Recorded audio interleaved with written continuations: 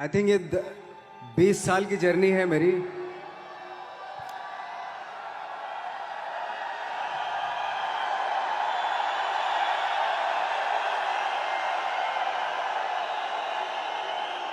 ऐसे ही ऐसे जब 20 साल पहले मैं खड़ा हुआ था ऐसे किसी ऑफिस में जाके, तो मुझसे पूछा गया था कि क्या है। किसी डायरेक्टर के असिस्टेंट ने पूछा था क्या है।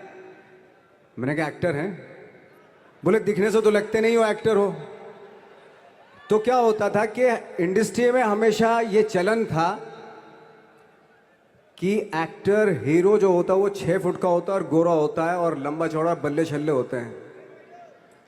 मतलब हम तो बस ऐसे ही चले गए थे, ऐसा ऐसा ऐसा समझता था वो। और शिप्रा, मैं ये आपको यकीन दिलाना चाहता हूँ इस चीज़ का कि मेरे खुद के रिश्तेदारों ने भी, जब मैंने उनसे इच्छा जाहिर की कि मैं एक्टर बनना चाहता हूँ, तो उन्होंने भी मुझे डीमोरलाइज किया कि पहले शक्ल तो देख ले अपनी। क्योंकि 5 फुट का छोटा पतला दुबला सा आदमी, काला कलूटा, मुझे खुद को पता नहीं था कि इंडस्ट्री में मेरा क्या हाल होगा। बट एक जिद थी, एक जिद थी। और हजारों लाखों, मतलब सालों साल से इंडस्ट्री में सिर्फ यही चलन था कि एक्टर तो, हीरो तो जो है ऐसा होता है। लेकिन इन सब ऑड सिचुएशंस के बावजूद भी गए। लेकिन एक चीज़ मेरे दिमाग में थी कि जो सब कर रहे हैं वो नहीं करना है, तो अलग क्या करूं, अलग क्या होना चाहिए। उसके लिए ट्रेनिंग की ज़रूरत थी, जो मैंने नेशनल स्कूल ऑफ ड्रामा में आके ट्रेनिंग ली। 3 साल मैंने एक्टिंग की पढ़ाई की वहाँ पे, और अपनी एक क्राफ्ट के बारे में समझा कि एक्चुअली इस पर्सनैलिटी में अगर मैं लोगों को इम्प्रेस करना चाहता हूँ, उसके लिए एजुकेशन की बहुत ज़रूरत है। या जो भी आप काम कर रहे हो उसमें क्राफ्ट, उसका एक्सपर्ट होना बहुत ज़रूरी होता है। ऐसे ही हवा में नहीं कि जैसे पहले होता था, अरे यार तो बहुत खूबसूरत दिखता है, फिल्मों में जाके काम करना शुरू कर दे। ऐसा नहीं, किसी चीज़ को बारीकी से जानना, उसके लिए ट्रेनिंग की, एक्सपर्ट्स की, एक्सपीरियंस की ज़रूरत होती है। तो मैंने ट्रेनिंग ली नेशनल स्कूल ऑफ ड्रामा से, और 2000 में मैं पहुंच गया मुंबई। मुंबई पहुंचने के बाद जब हम किसी ऑफिस में जाते थे, आई थिंक उससे पहले चलन नहीं था बिल्कुल भी। हम लोग गए, जैसे मैंने बताया कि ऑफिस में खड़े हो के, भाई हम एक्टर हैं, काम दोगे क्या। तो बोले पहले हुलिया तो देख अपना तू। तो ये हर बार सुनने के लिए मिलता था, और वो बात भी सही थी। क्योंकि उससे पहले कभी कोई आपने देखा नहीं होगा कोई इतना बड़ा, कोई इतनी सी पर्सनैलिटी का 5 फुट 6 इंच का आदमी, पतला दुबला सा मरियल सा, कि कभी ये इस तरह के लोग एक्टर भी बन सकते हैं, हीरो भी बन सकते हैं, स्टार भी बन सकते हैं। ऐसा चलन था ही नहीं। मैं कॉन्फिडेंट था बिकॉज ऑफ माई ट्रेनिंग। मैंने ट्रेनिंग ली थी और अपनी क्राफ्ट के बारे में बहुत अच्छे से जानता था मैं। और उस चीज़ का सिर्फ कॉन्फिडेंस था मुझे कि आज नहीं तो कल, कल नहीं तो परसों, या 10 साल या 20 साल या 30 साल, 30 साल के बाद नंबर जरूर आएगा मेरा।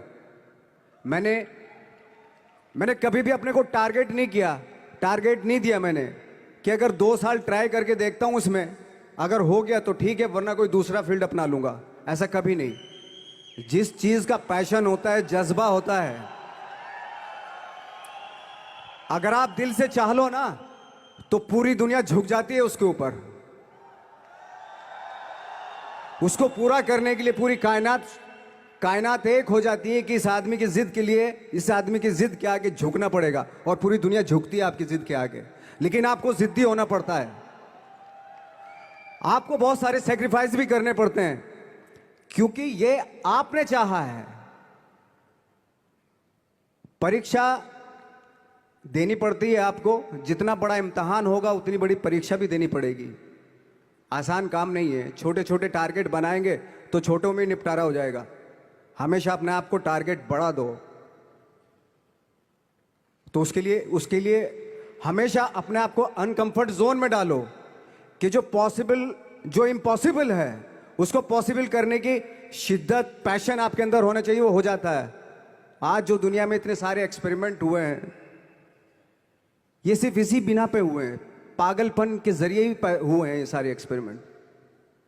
एक मैंने कहीं सुना था कि जब आप एक्सपेरिमेंट करते हैं तो फेलियर भी होते हैं, कई बार फेलियर होते हैं। कोई एक एक्सपेरिमेंट करने के लिए, कोई एक चीज़ करने के लिए बहुत बार हमने भी झेला है, बहुत बार फेलियर हुए हम लोग। लेकिन एटलीस्ट हमें इतने सारे फेलियर होने से इतने तरीके पता चले कि इन तरीकों से सक्सेस नहीं मिल सकती। फॉर एग्जाम्पल, एडिसन ने जब बल्ब का आविष्कार किया तो 100 बार एक्सपेरिमेंट किए अपनी ज़िंदगी में।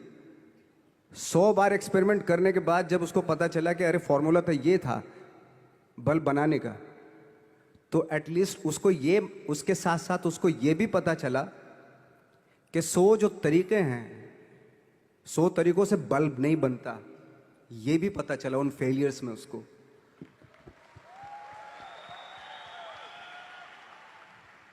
जब हम लोग मुंबई आए तो हमें मालूम था हमारे पास पर्सनैलिटी नहीं है।